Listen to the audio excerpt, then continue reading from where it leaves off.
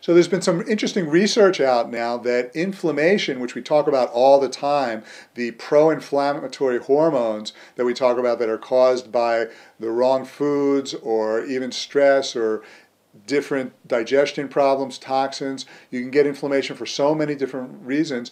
It turns out that it's possible that inflammation can cause depression, and it makes a lot of sense. Apparently the inflammatory hormones, they're called pro-inflammatory cytokines. They're things like C-reactive protein, interleukin-6, tumor necrosis factor alpha. These are all markers for type 2 diabetes and heart disease and cancer.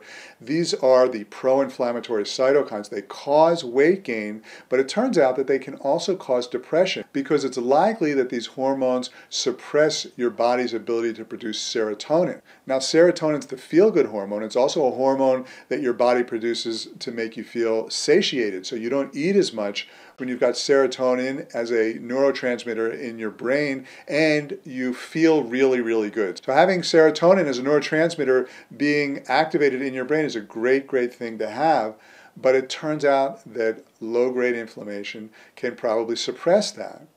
Now here's the thing, if you've got inflammation suppressing your brain's ability to produce serotonin, oftentimes your doctor or psychologist will recommend an antidepressant, a specific type of antidepressant called serotonin reuptake inhibitor. And what that means is that the brain cells that normally take serotonin back in to reduce the level of serotonin, they're not working, they're being inhibited. So the reuptake of serotonin is being inhibited, which means that your brain is having an artificially elevated level of serotonin, which is great because it makes you feel good, but guess what? Selective serotonin reuptake inhibitors, they're called SSRIs, also cause weight gain. And I've seen this with so many people. I say, how long have you had a weight problem? For 3 years. What happened 3 years ago? I started taking antidepressants. I've seen it so many times. So the inflammation is going to cause weight gain because that's what inflammatory hormones do. It can cause depression. The depression can cause you to take antidepressants.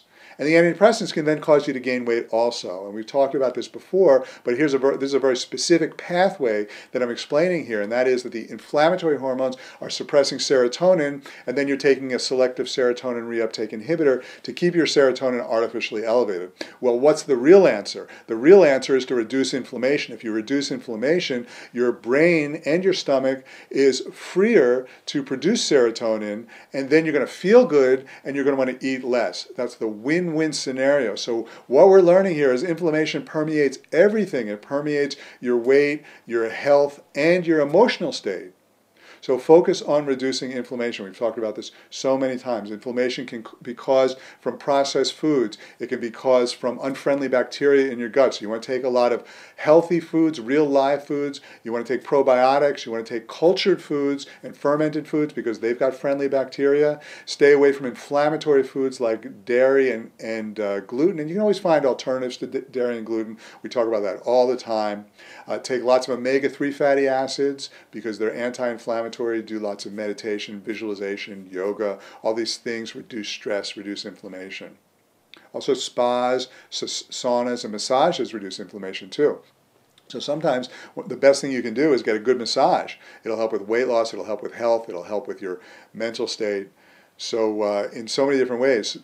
But the take-home message here is that inflammation permeates everything regarding mind-body ill health, and reducing inflammation is like one-stop shopping for improving your immune system, improving your health, losing weight, improving your mental state.